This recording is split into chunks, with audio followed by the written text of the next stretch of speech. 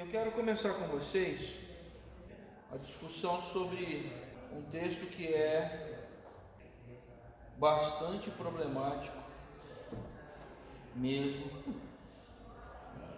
em Apocalipse, ok? Mas mantenha ele aberto por enquanto em Apocalipse 13 e a gente vai fazer umas passadas. A minha intenção é seguir com esse tema, mas pelo menos mais uns dois ou estourando uns 3 domingos. Gente, vamos orar? Obrigado, Senhor, por essa manhã. Colocamos em Tua mão a nossa vida e lançamos em Ti, Senhor, as nossas preocupações e ansiedades. Se conosco, nos ajuda. Colocamos diante de Ti todas as nossas inquietações e Te pedimos no nome de Jesus, nos conduz nessa jornada, nessa manhã. É em Teu nome, Jesus, que Te agradecemos. Amém e amém. Irmãos e irmãs, nós fechamos capítulo 12, 13 e iríamos para o 14. E o que eu preciso agora? Para que nós não nos estendamos em demasia, porque não é, vocês viram que não é um texto fácil, não é, por mais que o pessoal tenha que dizer que não é um texto fácil, é um texto difícil, mas ele tem algumas, vamos dizer assim, alguns ciclos aqui. Vocês perceberam ao longo do texto que a ideia do Apocalipse, em linhas bem, gente, por favor, é linha bem geral, é dizer, olha, o Senhor está atento ao que está acontecendo, haverá um julgamento, haverá um juízo, e isso acontece conforme, em alguns encontros anteriores, acontece como se fosse uma peça de teatro, com vários atos, com vários momentos. Então tem as trombetas, as taças, os ais, tudo isso, que continua. Isso vai continuando até o momento do epílogo, do final do texto. Que aí lá para o capítulo 20, 21 e 22, tem o encerramento dessa grande peça.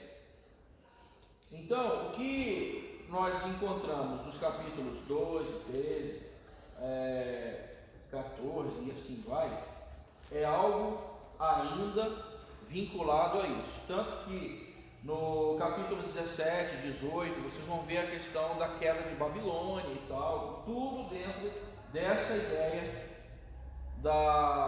daqueles atos que são cíclicos e que vão. Pois bem, aí eu vou pular com vocês para o capítulo 20, que é capítulo 20, dos versos, nós vamos ler dos versos 1 ao 6, 7 ainda, 8, eu quero pegar isso porque nós vamos falar sobre um tema que é muito recorrente nos meios evangélicos, que é o tema do milênio, ou milenarismo, ou milenismo, enfim, depende de como você vai estudar isso. E eu quero mergulhar com você em algumas coisas específicas do texto, mas também vamos trabalhar sobre o restante da Bíblia, para que você entenda que não é um texto fácil, não é um texto que eu consigo chegar e é isso. Não dá para fazer isso. E nós vamos ver por quê, tá certo? Então acompanhe comigo, por favor. Eu tinha pedido para abrir já em Apocalipse 14, 13, mas vamos para o 20. E eu vou ler aqui na minha tradução.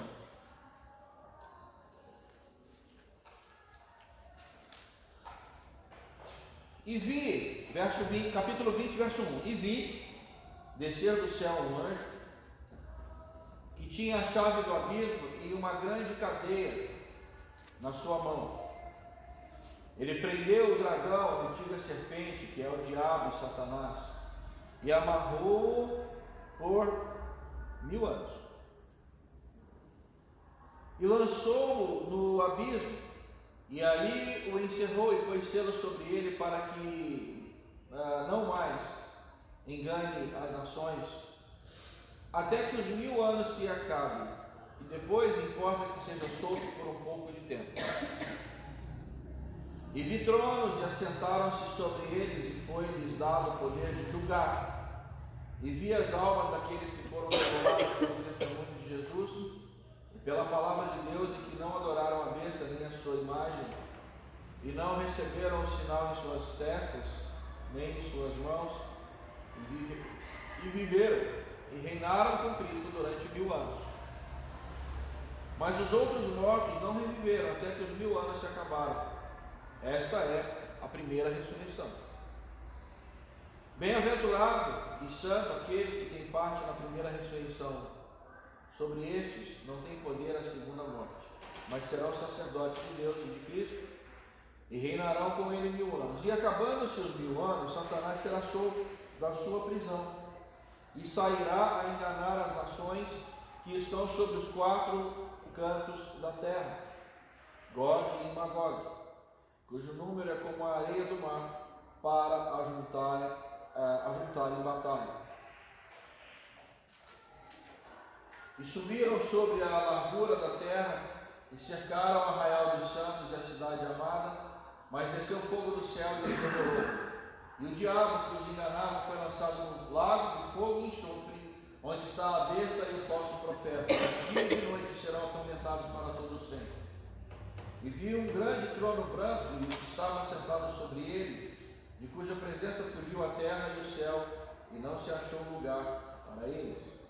E vi os mortos, grandes e pequenos, que estavam diante do trono, e abriram-se os livros.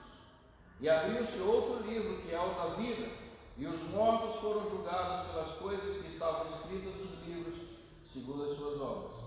E deu o mar os mortos que nele havia, e a morte e o inferno, que no caso algumas traduções está Hades, deram os mortos que nele havia, e foram julgados cada um segundo as suas obras.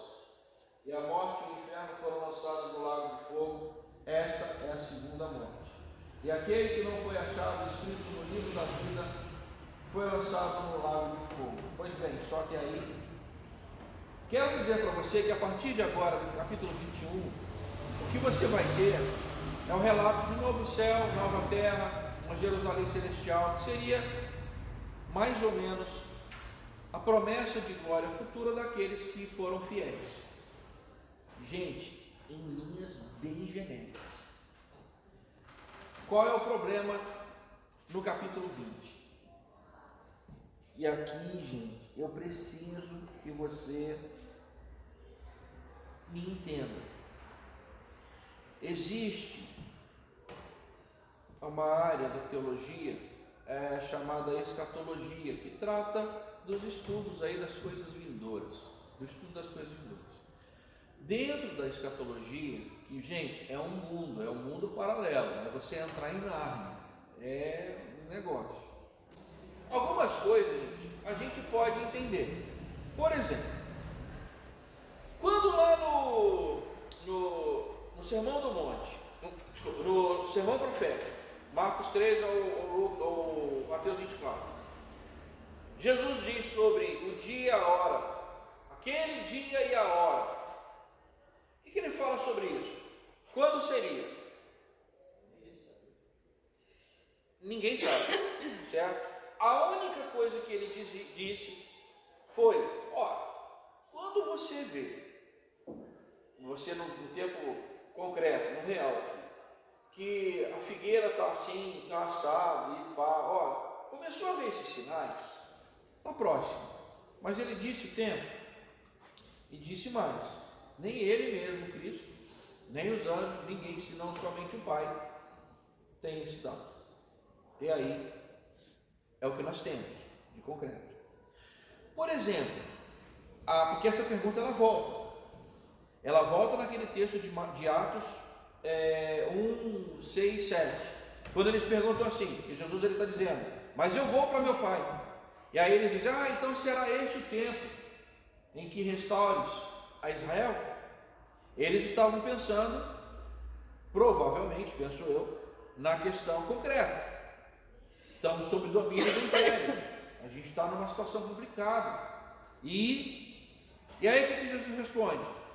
Não nos compete conhecer tempos ou épocas, e aí tem aquelas duas palavrinhas por baixo do texto, né? Tem Cronos e Kairos, tempo do relógio, tempo oportuno, tempo que eu não posso medir. Não nos compete conhecer tempos ou épocas, aqueles que o Pai, tempos esses que o Pai reservou para a sua exclusiva autoridade. Ponto. Então a palavra de Jesus, a fala de Jesus é muito concreta. Não nos compete saber. É mais ou menos assim, a criança pergunta: pai, por que isso? O que o pai pode responder? Porque é bom. É mais ou menos isso. Até aí, estamos alinhados? Beleza. Aí, vem um problema. E eu quero começar esse problema também com Atos. Naquele texto de Atos, nesse mesmo que eu estou falando, Jesus ele começa a ser elevado ao céu. E elevado ao céu, some no meio das nuvens. Vem os varões de branco, que estava todo mundo olhando. Que olhais, o que estáis olhando para o céu, varões galileus? Esse mesmo Jesus que viste subir, há de voltar. E o texto fala de qual maneira? Da mesma forma que foi, volta. Concreto, o texto está lá. Pá. E aqui, gente, eu me atrevo a dizer, não tem figuração, não tem figurado, não tem simbólico. É aquilo mesmo. O que disse é concretude. Vai bem. Aí você vai para Paulo. Eu quero que você abra comigo em Tessalonicenses. Primeiro? É aquele onde ele fala que ele fala um texto do arrebatamento. Primeira de Tessalonicenses, no capítulo 4. Abre comigo, por favor. Primeira de Tessalonicenses, capítulo 4. Já volta lá em Apocalipse 20, tá? Eu só preciso realmente caminhar com você, para você se ambientar no problema que nós estamos discutindo. Primeira de Tessalonicenses, no capítulo 4.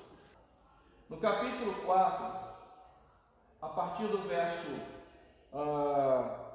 13,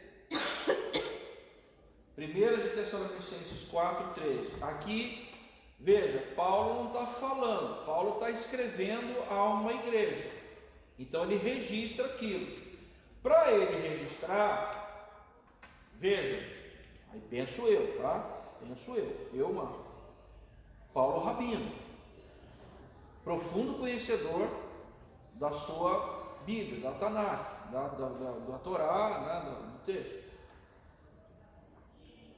Para ele ter escrito isso aqui, ele tinha não somente uma convicção firme, mas muito provavelmente ele tinha elementos muito claros para poder reconhecer que na Bíblia dele, isso tinha. Quando eu falo a Bíblia dele, tá, o que para nós é o Antigo Testamento.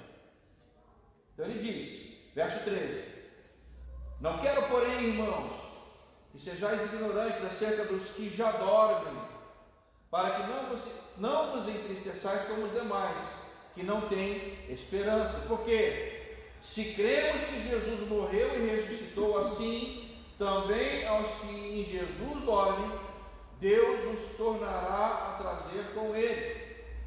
Dizemos-vos, pois, isto pela palavra do Senhor, que nós, os que ficarmos vivos para a vinda do Senhor, não precederemos os que dormem, porque o mesmo Senhor descerá do céu com alarido e com voz de arcanjo e com a trombeta de Deus, e os que morreram em Cristo ressuscitarão primeiro. Depois nós, os que ficarmos vivos, seremos arrebatados juntamente com eles nas nuvens, a encontrar o Senhor nos ares, e assim estaremos sempre com o Senhor. Portanto, consolai-vos uns aos outros com essas palavras. Pare para pensar comigo. Paulo está dizendo o seguinte: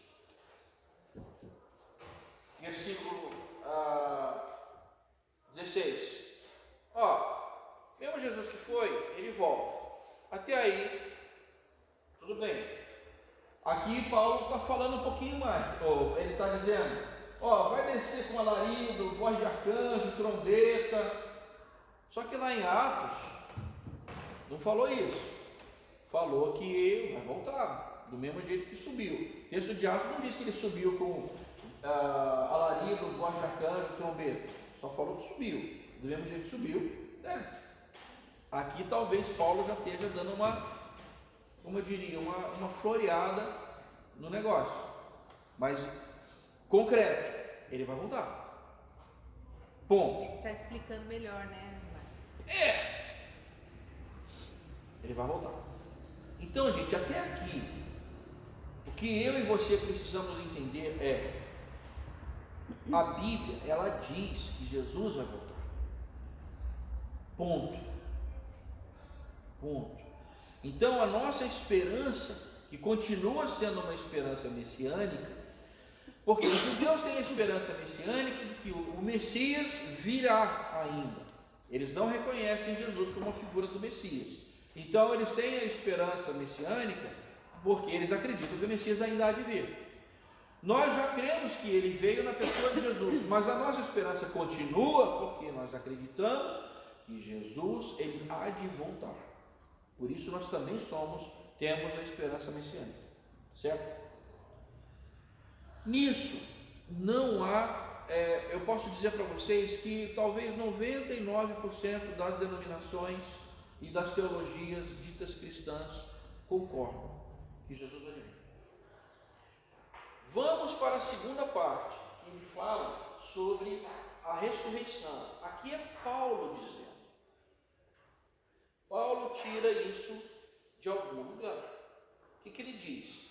Olha, quando ele vier, quem morreu ressuscita primeiro. E a gente vai ser, como diz aqui, eles estão ressuscitaram, patam, e a gente que está aqui, nós subiremos transformados. Do filme Deixados para Trás. Que eu confesso a vocês, eu não assisti nenhuma das versões do Deixado para Trás, mas é a linha que ele segue aquela história tem até uma música, né? O mercado está vazio, o seu trabalho de assessor. Essa é a última notícia. E é essa que é a questão interessante. Isso dá menção a uma interpretação de que estamos todos aqui, daqui a pouquinho alguém vai ser tomado. Jesus disse isso? Disse, em determinado momento. Olha, um vai ser tomado, um deixado. Um tomado, deixado. Eram dois no campo. Então Paulo, assim como Jesus, tinha uma ideia de que, isso vai acontecer. Nisso, de novo, gente, concretude. A Bíblia diz. Então eu não posso discordar. Até aí, morreu Neves. Mas aí, gente, aqui Paulo está falando uma coisa que até então ninguém tinha dito. Ele está dizendo a maneira como isso vai acontecer. Que os judeus acreditavam que naquele último dia haveria uma ressurreição para julgamento, isso é fato. Porque tanto é que no Novo Testamento, naquele episódio, quando Jesus está indo lá ao encontro lá do túmulo de Lázaro, que uma das irmãs de Lázaro diz: não, Senhor, nós acreditamos que naquele último dia. Então o judeu também acreditava nisso. E aí, só que ali a coisa aconteceu de outra maneira. Pois bem, aqui talvez tenha uma chave de leitura para o que a gente vai lá agora, Apocalipse 20. Voltemos lá. Apocalipse 20, sobre esse assunto, fala no versículo 4, fala que haveria uma primeira ressurreição e esses governariam, ou governarão. E depois, no versículo 5, fala que aqueles que não viveram naquela primeira ressurreição, eles seriam, versículo 6, seriam ressurretos também. Então haveriam duas ressurreições. E aqui ainda tem as ressurreições e o período de 1000 anos, que aqui fala de 1000 anos, quando um anjo do Senhor vem e prende Satanás por 1000 anos. Por 1000 anos Satanás não vai enganar as nações. Depois, e aí nesses 1000 anos, aqueles primeiros que foram mortos reinarão com Cristo. Depois vão soltar Satanás e ele vai enganar os povos. Aqui nós começamos os problemas. Quais são os problemas? Primeiro, onde está na Bíblia a outra menção sobre esses 1000 anos? Não é Zacarias, Jeremias, Ezequiel? Não, existe uma menção de 1000 anos, aquela que também salmos, tal, 1000 anos, que para Deus é 1000 anos, é um dia, Mas nesses livros tem uma coisinha, não tem? A pessoa fala que tem. Procura. Não Verdade, sei, eu não sei, se tá? tiver alguma coisa, eu daria. Daniel não fala de 1000 anos, ele fala de 1200, 1260 dias, 1040 anos, mas 1000 anos não. O que nós encontraremos 1000 anos, sim, essas menções. Que para Deus, a questão do 1000 como um número simbólico, de que para Deus 1000 anos e um dia. Onde? Aqui nós vamos esbarrar, e eu preciso que você preste muita atenção nisso, porque talvez seja isso que nos, vamos dizer assim, nos separe das outras maneiras de interpretar. Quando nós conversamos há uns meses atrás sobre formas de interpretar a Bíblia, vocês lembram do que a gente chama de quadrilátero wesleyano? Que na verdade são 5 pontos, mas um está no centro. Como você interpreta um texto bíblico? Primeiro, Bíblia se interpreta com Bíblia. Ou seja, se eu tenho um texto um tanto obscuro, difícil no texto bíblico, eu vou procurar no próprio texto bíblico alguma referência que o ilumine. Por exemplo, acabei de perguntar para vocês, onde na Bíblia tem 1000 anos? Eu tenho certeza que vocês vão olhar nos rodapés das Bíblias ou nas Bíblias comentadas, onde tem outro texto que tenha 1000 anos.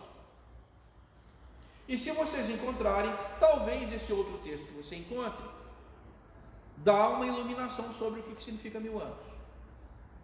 Então, texto ilumina texto, Bíblia ilumina Bíblia.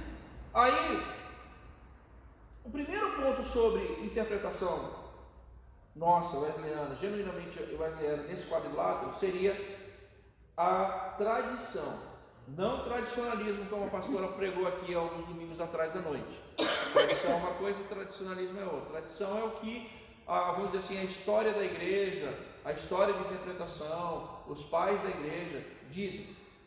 Tradicionalismo são aquelas coisas bem quadradinhas que a gente coloca e diz que o banco tem que ser desse jeito, quando na verdade a Bíblia não diz nada sobre isso. Aí seria tradicionalismo.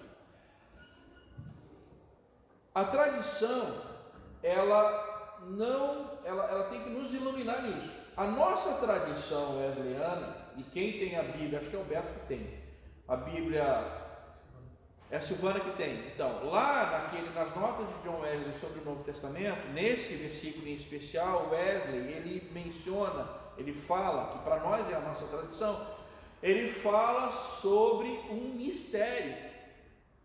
Ele não mergulha nisso, dizendo, é isso, não. Ele fala, é um mistério. Mistério. Então a tradição diz isso. Aí depois eu tenho tradição, razão. Isso tem que fazer sentido. Esse texto sozinho não faz sentido. Ou faz sentido para vocês? Você tem apenas faria sentido se eu interpretasse sob o ponto de vista literário, como uma peça literária. Então, um texto meramente literário.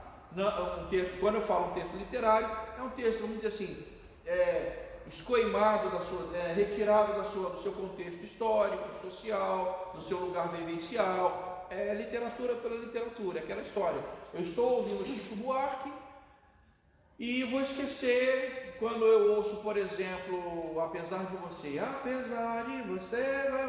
eu posso pegar aquilo como uma peça literária, como um trabalho literário. Agora, se eu coloco aquilo dentro de um lugar vivencial, isso foi escrito alguns dias do contexto do ato institucional número 5, em 60, você está entendendo? Aí aquilo faz muito mais sentido. Mas como peça literária, ele tem um jeito de ser interpretado, como um texto dentro de um contexto histórico, social, político, tem outra maneira de ser interpretado. Então, eu estou dizendo aqui que, sob o ponto de vista da razão, tirando esse texto desse contexto geral, esse dos 1000 anos, eu estou dizendo que talvez isso não faça muito sentido. A única coisa que eu sei é, Satanás vai ser preso 1000 anos. E aí, Beto? E aí, Danilo? E aí, fulano? Aí eu pergunto, e aí, fulano, você está sabendo que Satanás vai ser preso durante 1000 anos? Rapaz, não sabia não, cara. Você vai perguntar pro cara do botequim lá, o cara da biqueira, é mesmo, mas ele estava com quanto? Ele estava com quantos papelotes? Mas até tantos papelotes não prende. Parece que é coisa de. Parece aqueles papos de bêbado mesmo, de noia. Porque não faz sentido. Então o texto ele tem que fazer sentido. Bíblia, tradição, razão. Aí vem o que a gente chama de experiência. A minha experiência, a tua experiência, a experiência na história. Nós temos isso na história de forma concreta. Eu vi lá Satanás, ele estava em determinado momento da história, fora a realidade espiritual, religiosa. Eu digo, não. Eu só tenho relatos religiosos sobre uma figura de Satanás e dragão sendo preso. Mas eu não tenho isso na história. E por fim a criação. Na natureza, onde eu procuro, porque se um dia houve dragão, eu não encontrei ainda os dragões nos achados arqueológicos. Então o dragão, por enquanto, é apenas uma construção literária, simbólica.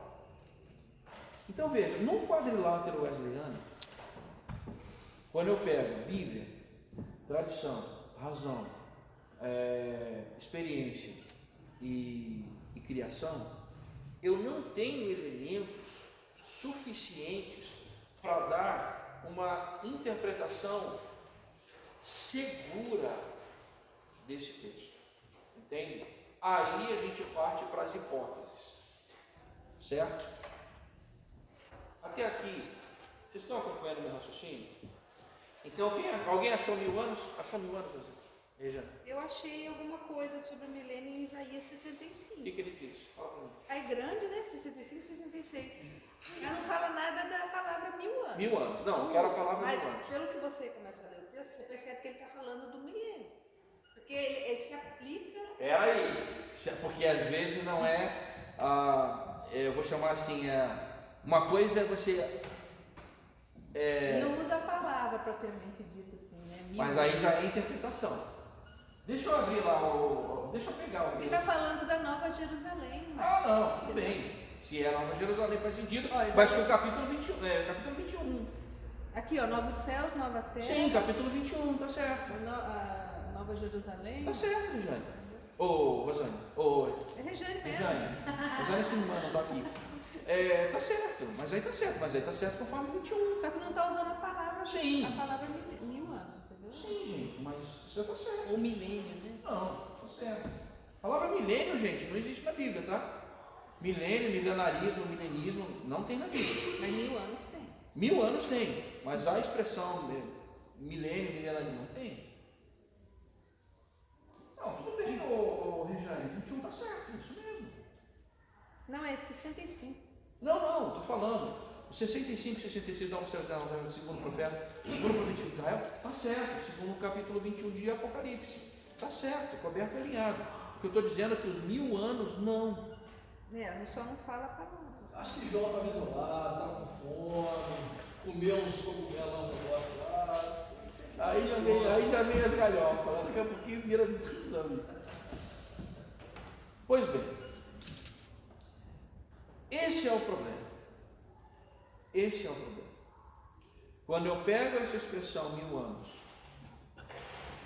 isolada como está em Apocalipse, O lugar para eu fazer a devida comparação não seria, porque se tivesse em outro lugar da Bíblia, eu vou para o outro lugar da Bíblia, mas não tem.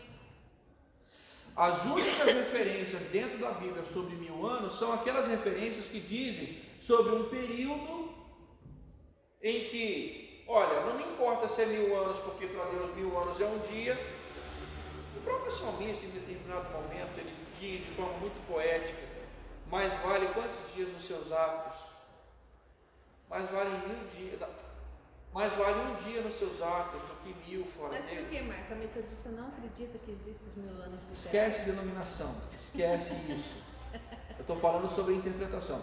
A tradição teológica wesleyana não é que ela não acredita, ela deixa vamos dizer assim, a liberdade de cada um fazer a sua interpretação. decidir. O que a gente não pode, nós não podemos exceder aquilo que de concreto eu tenho no texto.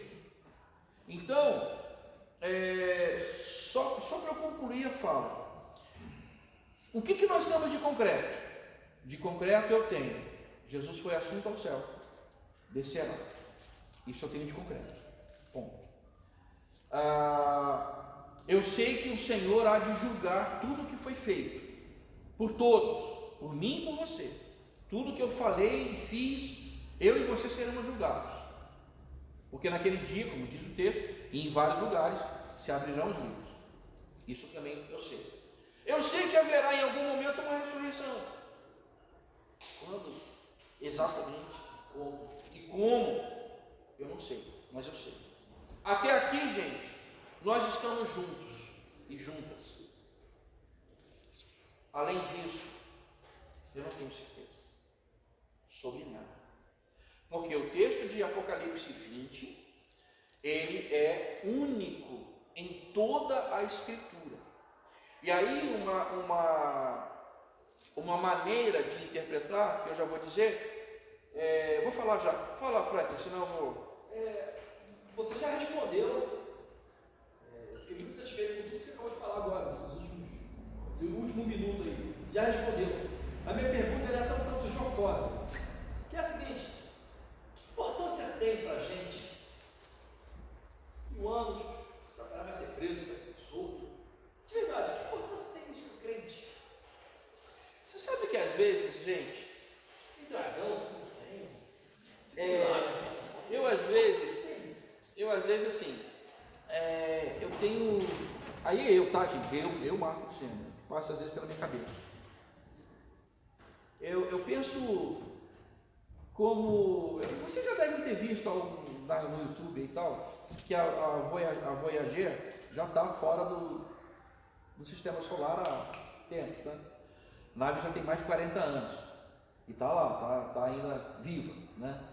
E há alguns anos atrás fizeram uma manobra fora do sistema solar com ela, para ela virar para a Terra e tirar uma foto da Terra. E a nossa Terra, ela não passa naquela foto, gente, de um grãozinho de poeira. E aí eu li um artigo sobre essa foto, e o autor estava dizendo mais ou menos assim: tudo, absolutamente tudo o que está na Terra, da nossa civilização, se resume a um grão de poeira. As grandes conquistas, Alexandre o Grande, as grandes potências, os impérios, tanto a alegria, a felicidade como a tristeza, a dor, a violência, as guerras, tudo é um grão de poeira. E que quando aquilo tudo sumir, não haverá memória. Quando eu li esse texto, eu lembrei daquilo que a Bíblia diz, o próprio salmista fala: que é o homem para que dele te lembres? Então, quando você fala isso, Franklin, eu penso o seguinte, de novo, eu digo eu, que nem Paulo, né? Digo eu, não o Senhor, digo eu. Eu penso que às vezes pode ser algumas coisas. Pode ser talvez uma forma, um subterfúgio para eu me furtar as minhas responsabilidades do meu cotidiano com relação à prática do cristianismo, desse cristianismo que seja real. Aquela ideia do amar a Deus sobre todas as coisas, amar ao próximo como a ti mesmo, que é uma ideia não somente judaica, mas veio da boca de Jesus. Aquela ideia do Sermão do Monte, onde Jesus ele explana melhor tudo. E, gente, se nós cumprirmos aquilo que está lá, o cristianismo já seria um negócio revolucionário, porque não é fácil. Aquela história, se alguém quer vir após mim, não é tomar a sua cruz, mas primeiro que é difícil, é tipo eu negar as minhas vontades, os meus desejos, que está presente lá na Torá, aquela ideia de, olha, não seguireis os desejos do vosso coração, nem dos vossos olhos, atrás dos quais vocês estão se desviando, adulterando, pecando. Então é aquela história de eu preciso o tempo inteiro me policiar para eu viver esse cristianismo real. Quando eu pego isso, esse texto de eu vou estudar sobre o que vai acontecer, o que não vai, aí começo a fazer as grandes elucubrações sobre o milênio, se vai ser assim, vai ser assado. Talvez eu esteja perdendo algum tempo com algo que a rigor não faça diferença no nosso cotidiano. Agora, por outro lado, eu também não posso dizer que não querer estudar essas coisas, aliás, eu não posso dizer que estudar essas coisas não seja também uma espécie de zelo, no sentido de, olha, eu quero ver o que a Bíblia diz sobre isso, quero mergulhar. Se você conseguir encontrar, mas de forma concreta, real, dentro da nossa maneira de interpretar a moda teologia wesleyana, beleza, tá lindo. Agora, se você quiser entrar a partir das hipóteses, porque são hipóteses, essas teorias, do autor tal que falou sobre milênio, que uns dizem que não vai ter, outros dizem que vai ter, uns dizem que nós já estamos, outros dizem que não. Essa é uma questão, que aí é um debate, vamos dizer assim, acadêmico, teológico, que enfim, aí vai da vibe de cada um. Né? O que eu penso, justamente isso. Bíblia se interpreta com Bíblia. O que interessa, está claro. O que interessa, está claro. O resto tem muita coisa que Fala de fica pensando tanto assim no futuro, falando do futuro, esquece de ver o presente. Exatamente. Essa era a vibe de Eu Wesley. acho que tem que ter equilíbrio. Que também é uma vibe de Wesley, a questão do balanço, do equilíbrio. Fala esse aqui, desculpa. O pessoal fala hoje assim, né? De carro elétrico, por exemplo, né? Não vai ter mais carro assim, com a combustão, não sei o que. Em 82, o João Conrado lá no Gurgel fez o Gurgel elétrico. Isso faz quantos anos? 40 anos. Sabe? Então não é nenhuma novidade isso aí. Sabe? Ele não teve ênfase, não teve apoio da indústria, do governo, toda aquela história que houve com o Gurgel. Mas é a mesma coisa hoje. A vida é cíclica, uma hora é, outra hora não é. Você ficar pensando muito lá na frente, você não vive hoje. E a gente vive hoje. Cuidado com esse papo de vida cíclica que eu já lembrei. Isso vai dar pano para nós. Eu acho assim, se está na Bíblia, se está aqui, é porque Deus quer que a gente saiba. Tudo que está aqui foi revelado para que a gente soubesse. Sim.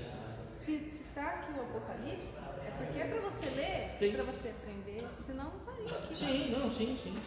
Eu não estou dizendo com isso que a gente não tem que estudar. A gente tem que estudar. Você não Mas pode fazer disso uma coisa assim, mais importante que qualquer outra coisa. Você ficar só nisso, isso não é legal. Né? a chave de leitura de Apocalipse 20, que segundo a nossa teologia a gente pode dizer com certa segurança, que é a ideia do quadrilátero wesleyano, se Bíblia se interpreta por Bíblia, para onde eu vou dentro da Bíblia? Porque nos outros pontos não dá para pegar, mas na Bíblia talvez dê. Qual seria? Se fora de Apocalipse eu não tenho 1000 anos, onde eu vou procurar 1000 anos? Dentro de Apocalipse. Apocalipse não tem 1000 anos senão aqui nesse trecho. O que eu faria? Se eu sei que o livro de Apocalipse é um livro eivado de figuras, de simbolismos, em profusão, de visões de êxtase e tudo mais, como eu deveria interpretar isso? Da mesma maneira. Muito provavelmente é uma questão figurada, para que eu interprete isso de modo figurado e entenda, olha, 1000 anos onde Satanás vai estar preso, porque 1000 anos, entenda o seguinte, aí eu vou mergulhar na questão simbólica, figurada mesmo. O que é 1000? Não na nossa matemática algébrica, mas na matemática, vou dizer assim, geométrica. 1000 seria um cubo, largura, tá? Então eu tenho 10, 10, 10. Seria a completude. Nesse cubo eu não tenho somente 4 cantos, mas eu tenho muitos cantos. Então nessa cosmovisão, nesse cosmos, o 1000, ele pode entender algo mais ou menos assim.